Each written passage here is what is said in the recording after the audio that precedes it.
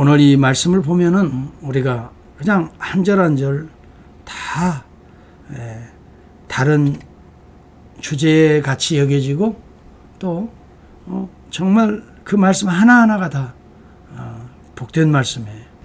또 저는 이 말씀을 통해서 우리 주님의 속성을 발견하게 되고 주님의 지혜를 우리가 보게 되고 또 주님의 모습이지요. 또 주님의 사역이지요. 주님의 관계지요. 이런 것들을 느끼게 되거든요. 그래서 단순히 윤리적인 어떤 것을 꺼내어서 그러니까 이래야지라기보다 이 말씀은 주님께 연결해야 돼요. 주님의 모습이구나. 또 주님의 지혜구나. 주님의 말씀이구나. 그리고 내 안에 주님을 오늘도 모시고 살면 오늘 이 말씀을 기억해야 되겠다. 이 말씀대로 순종해야 되겠다. 이 말씀대로 내가 한번 살아보자.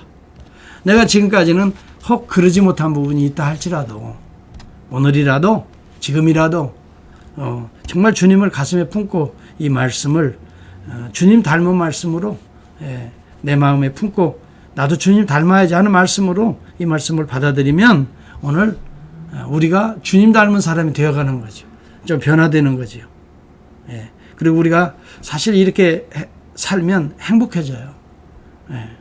그래서 저는 여기 본문에 보니까 큰 물줄기가 한 줄기가 흐르는 것을 발견하는데 그것을 한마디로 관계라, 소통이라 이렇게 저는 보여지거든요.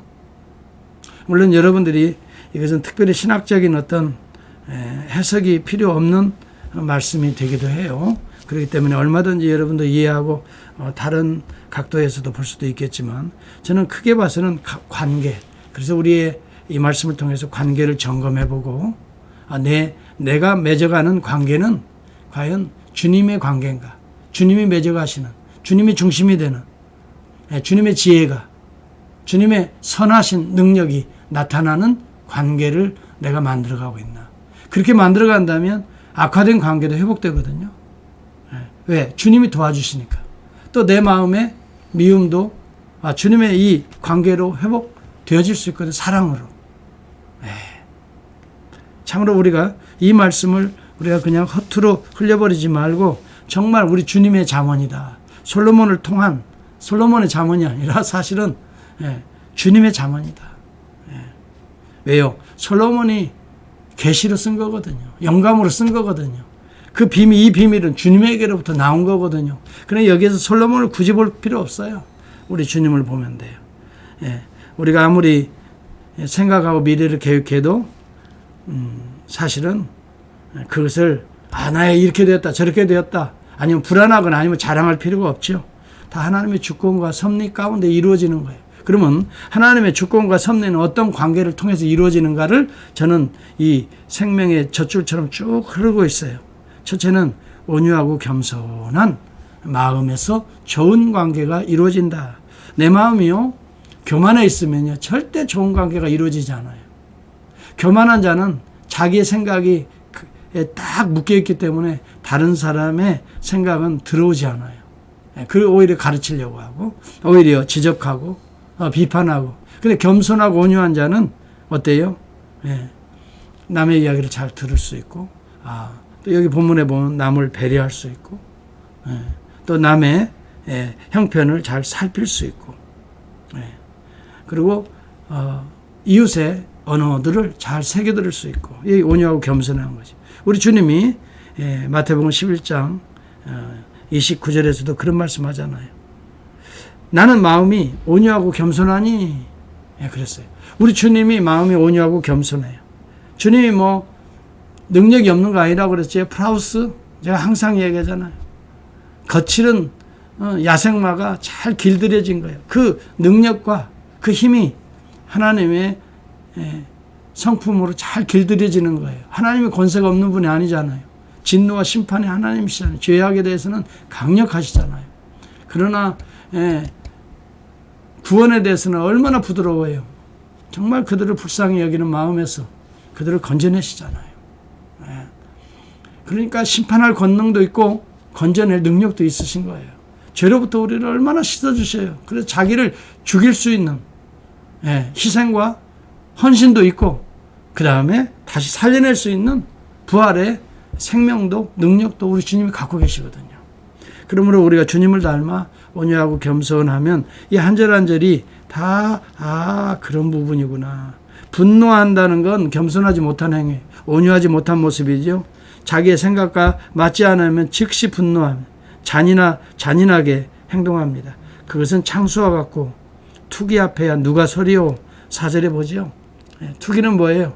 질투하고 상대방을 그냥 참 못되게 말하고 행동하는 것. 여러분 그렇게 하려면 우리가 온유하고 겸손하려면 우리가 좋은 것들을 자꾸 먹어야 돼요. 그래서 좋은 책 중에 책은 성경이죠. 좋은 책도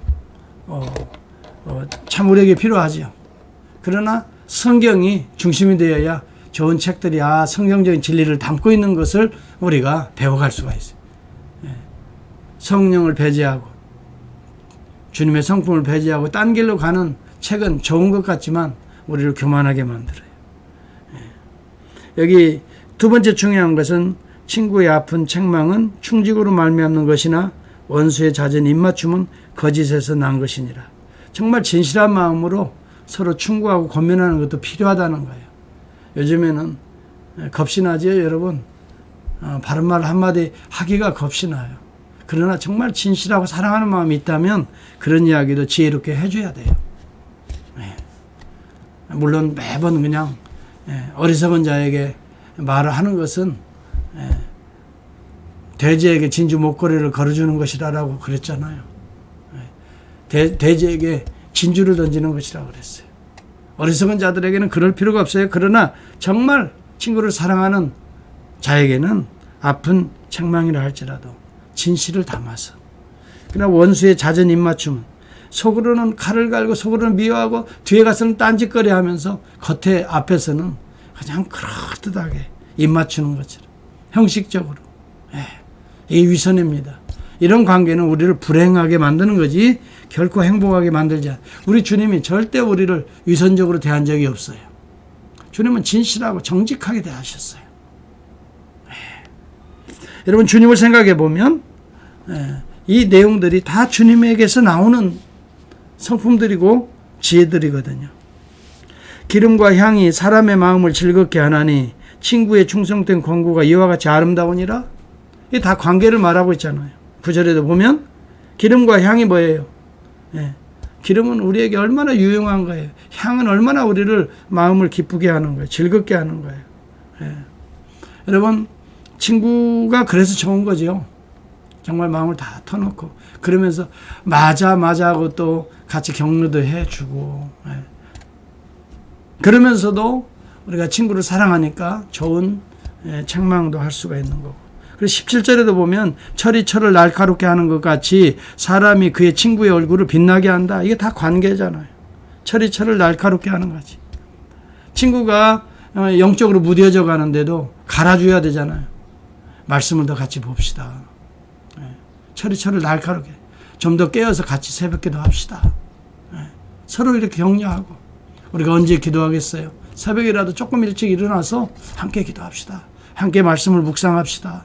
함께 그 문제를 놓고 기도합시다. 함께 나도 기도하겠습니다. 여러분 대부분 우리 그리스도인들이 기도합시다 해놓고 기도 사실 제대로 그냥 한번 이름이나 불러주고 끝나는지 모르겠어요. 정말 기도한다면 항상 진지하게 하나님 앞에 그 형제와 약속한 대로 기도해 줘야 돼요. 그리고 이웃을 배려하는 마음이 좋은 관계를 만들어가 행복을 가져다 줍니다. 여기 14절에 보면 이른 아침에 큰 소리로 자기 이웃을 축복하면 도리어 저주같이 여기느니라. 지금 새벽에 다 자야 될 시간에 막 큰 소리로 축복한다고. 우리 선한 마음으로 그런 건 알겠는데 그것도 지혜롭게 때와 적을 잘 맞추어서 말도 하고 하라는 거죠.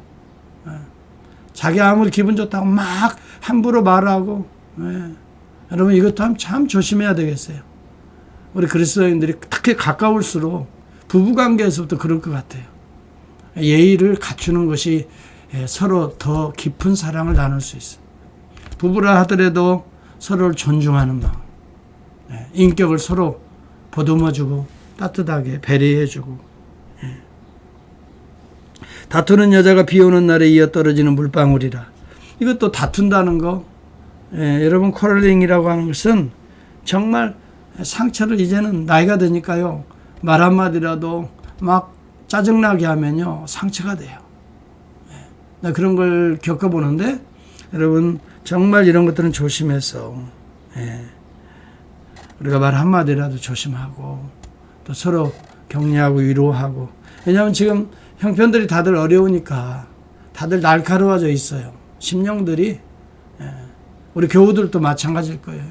이런 때일수록 더 우리가 조심하면서 한마디라도 조금 더 신중하게 생각하고 말하고 행동하고, 우리 서로 그렇게 함으로 철이 철을 또 날카롭게 하듯이 서로 권면하고 사랑해주고 진실과 정직의 관계를 만들어가는 것. 또 이것의 원리는 예수님처럼 온유와 겸손에서 나온다는 것. 우리가 온유하고 겸손하지 못하면 항상 자기 생각이 옳다라고만 생각하니까 남의 무슨 말을 들으려고 안 하고 비판하려고 하고 금방 반응하고 분노하고. 교만하기 때문에. 겸손한 자는 뭐예요? 여러분 시편 141편 5절을 반드시 암송이라도 하듯이 외워야 돼요. 그래야 좋은 관계 만들어갈 수 있어요. 거기에 뭐라고 되어 있어요? 의인이 나를 칠지라도 은혜로 여기며 그랬어요. 나를 책망할지라도 머리에 기름과 같이 여겨서 내 마음이 이를 거절하지 아니하였으며, 그가 혹 재난을 만날 때, 재앙을 만날 때 내가 그를 위해 기도하리라. 저는 이 말씀이 얼마나 나에게 도움이 되는지 몰라요. 누가 나에게 좀 귀에 거스리는 소리를 할 때 이 말씀을 딱 떠올리면 시편 141편 5절 말씀. 그때 속으로 의인이 나를 칠지라도 은혜로 여기며, 맞다, 하나님께서 저를 통해 나를 치고 계시고 이걸 하나님의 은혜다, 나의 이런 부분을 보강하라고, 이런 부분은 고치라고, 이런 부분은 좀 더 다듬으라고. 나도 인간이기 때문에 목회자도 그렇잖아요. 똑같은 여러분과의 사람이잖아요. 그러니까 나의 성격도 여러분이 갖고 있는 성격이 뭐 똑같은 다른 성격들을 가지고 있잖아요. 그럼에도 불구하고 하나님은 죄종으로서 더 성숙된 마음으로 성도들을 목양하라고 하나님께서 때로는 의인들을, 성도들을 통해서 말하게 하시고, 때로는 치는 것 같이 마음에 부담감을 주는 이야기를 할지라도 은혜로 여기고. 여러분 저만 그러는 게 아니라 여러분 모두도 마찬가지예요. 목회자가 여러분들에게 그런 이야기 할 때도 그걸 은혜로 여기세요. 아, 목사님 나를 친다. 아니, 세상에 칠 데가 없어서 사랑스러운 성도들을 칩니까? 왜 쳐요? 절대 그건 여러분들 생각지 말아야 될 생각을. 그리고 또 누가 그런 소리, 또 보통 시험 드는 사람이 그런 소리 하거든요. 아, 오늘 설교 들었지? 목사님이 나를 두고 한 거야. 뭐 누구를 두고 한 거야. 그 사람을 여러분, 그런데 귀 기울이지 마세요. 그건 벌써 전염되는 거라고요. 그런 얘기에 귀 기울이지 말고 은혜로 여기세요. 책망할지라도 머리에 기름과 같이 성령의 기름 부어 주십니다, 이 말이에요. 이렇게. 아, 하나님의 성령이 그를 통해서 나에게 지금 기름 부어 주시는구나. 그래, 거절하지 말라는 거예요. 잘 새기고. 특히 이제 부부간에도 마찬가지. 그런 걸 지적해주고 할 때는 처음에 기분 나쁘지요. 그러나 조금 더 인내하고 지나보면, 아, 그 말이 맞지, 맞았지. 괜히 내가 그때 흥분했네. 그런 때가 많이 있잖아요. 잘 들어보면 거기에 내용이 있거든요. 우리가 그것을 잘 캔해서 듣고 그것이 어떻게 때로는 거칠게 나한테 들어와도 우리가 넓은 마음으로 그 내용을 잘 살펴서 이해하고, 또 하나님이 아내를 통해, 남편을 통해 이런 얘기 하시는구나. 또 나 개의치 않아요. I don't care. 그러지 마시고 무시하지 말고 하나님이 책망하는 것도 우리가 받아들여야 돼. 그래서 우리가 도가니로 은을, 풀무로 금을, 칭찬으로 사람을 단련하는, 특히 여기 칭찬이 빠지지 않아요. 여러분, 칭찬은 고래도 춤추게 한다는 그런 말을 우리가 들었고, 사실 칭찬할 때 우리가 얼마나 기분이 좋은지 몰라요. 그런데요, 우리는 칭찬에 익숙해지면 안 돼요. 그런 가벼운 사람이 돼요. 칭찬에 익숙해지지 마세요. 때로는 책망에 익숙해지세요. 그것을 잘 받아들이세요. 그리고 또 칭찬은 남이 나를 칭찬한다고 그래서 그것이 진짜인지 어쩐지는 잘 모르겠어요. 하나님이 나를 칭찬하시나 이걸 생각해야 돼요. 대부분 보면 우리가 조금 격려해주고자 이렇게 칭찬하는 경우도 있고, 때로는 어색할까 봐서 또 우리가 반대로 칭찬해주는 경우도 있고, 여러 가지 요소들이 있고, 그 사람의 마음을 얻기 위해서 칭찬하는 경우도 있다 그랬거든요. 그래서 입 맞춘다 그러고 그런 표현이 쓰여지는데, 우리가 거기에 익숙하지 말고 우리가 하나님 앞에서 하나님이 나를 볼 때 과연 잘했다, 착하고 충성된 종아, 여기에 기준을 두면 우리가 우리의 삶이 훨씬 더 윤택해지거든요. 우리 주님을 생각해 보자고요. 주님의 누구의 칭찬을 받으려고 해요? 아버지가 하라고 하신 일을 내가 이루어 아버지를 영화롭게 하였사오니 이제 아버지께서도 나를 영화롭게 하사. 여러분, 요한복음 17장의 주님의 기도의 내용을 보면 예수 그리스도는 항상 우리 아버지께서 보내신 그 사명에 집중했거든요. 사람들의 칭찬에 우쭐해서 뭘 하고, 또 사람들의 비난에 낙심되어서 뭘 안 하고 그러지 않았거든요. 한번 잘 생각해 보죠. 내가 가정을 세우는데 때때로 비난도 있고 칭찬도 있고, 또 때로는 그렇다고 해서 하고 그렇지 않다고 해서 말고 그러면 안 되잖아요. 중심이 바로 서서 과연 가정의 행복을 위해서, 교회의 행복을 위해서, 주님이 주신 사명을 위해서, 오늘도 저와 여러분이 칭찬에 익숙해지지만 거기에 우쭐대지 말고 오히려 더 겸손하게, 겸허하게, 그러면서도 우리가 서로를 칭찬하고 격려하는 건 필요합니다. 거기에 익숙해지지는 않아도 또 때로는 필요합니다. 왜? 낙심되었을 때는 격려가 필요해요. 이것을 이제 또 칭찬이라고 말할 수도 있겠지만 약간의 그런 요소들이 서로 격려하는 것이 아주 필요합니다. 그때 다시 힘을 얻고, 내 곁에 그래도 동역자들이 있구나, 그래도 사랑하는 자가 있구나. 격려 없이 자꾸 비판하고 책망만 하면요, 사람이 관계가 멀어지게 돼요. 항상 좋은 것이 있을 때는 따뜻하게 격려와 위로, 칭찬도 양념처럼 필요한 거예요. 그렇잖아요? 양념이라는 것이, 설탕이라는 것이 전혀 불필요한 건 아니잖아요. 소금도 마찬가지잖아요. 책망이라는 것도 반드시 들어가잖아요. 그렇지만 여러분, 만나게 하는 것도 또 반드시 들어가면서 이게 적당하게, 이게 너무 많이 또 모든 게 들어가면 때로는 음식 먹기가 힘들죠. 그런 것들 지혜롭게 하는 게 필요할 것 같아요. 특별히 이 코비드-19 때 우리가 어려울 때일수록 어려운 관계들을 잘 정말 지혜롭게 오늘 말씀을 붙들고 서로 얼굴을 빛나게 합시다. 철이철을 날카롭게 하는 사람이, 나의 친구들이 서로를 빛나게. 그 다음에 무화과나무를 지킵시다. 무화과나무를 지키는 자는 그 과실을 먹게 돼요. 여러분, 그 사랑을 지켜내세요. 충성을 지켜냅시다.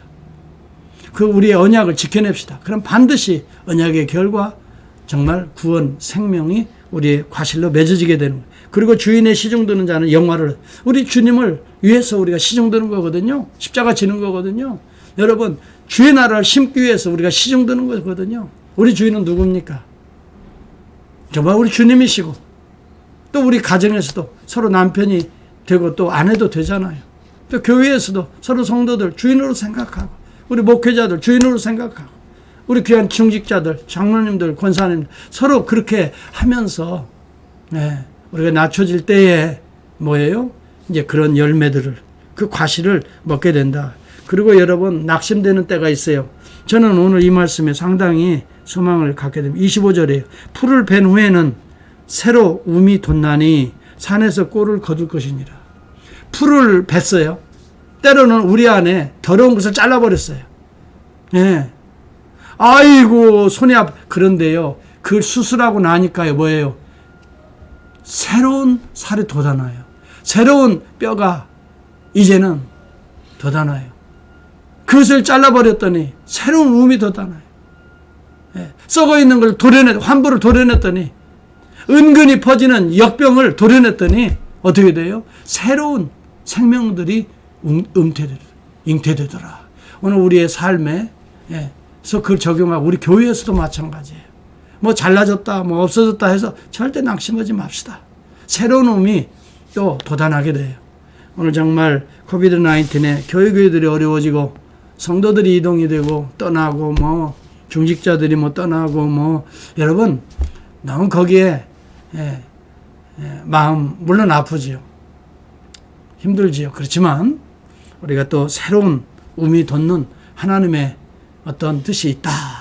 이 믿음을 가지고 때때로 여러분의 내 직장을 잃었네. 뭐가 상처가 됐네. 사실 우리 교회 가정도 어려움이 있는 가정이 있잖아요. 배고 난 이후에 또 뭐예요? 새로운 것들을 깨닫고 새로운 사랑, 새로운 역사가 또 일어나는 거예요. 그렇기 때문에 우리는 우리의 그릇된 거, 이런 기회들을 통해서 우리의 정말 망령된 거, 이거 다 잘라버리는 은혜의 기회가 된다면 이런 환난의 기회를 통해서 우리가 새로운 모습으로 거듭날 수 있기를 진심으로 저는 축복합니다. 오늘 우리의 관계가 특별히 그릇된 우리의 관계들, 그릇된 성격들, 그릇된 습관들 잘라버리시고 새로운 움이 돋아나듯이 우리 주님이 원하는 정말 겸손하고 온유하고 배려가 있고 또 격려가 있고 칭찬이 있고 또 서로에 대한 사랑, 충성이 있는 이러한 관계로 거듭날 수 있기를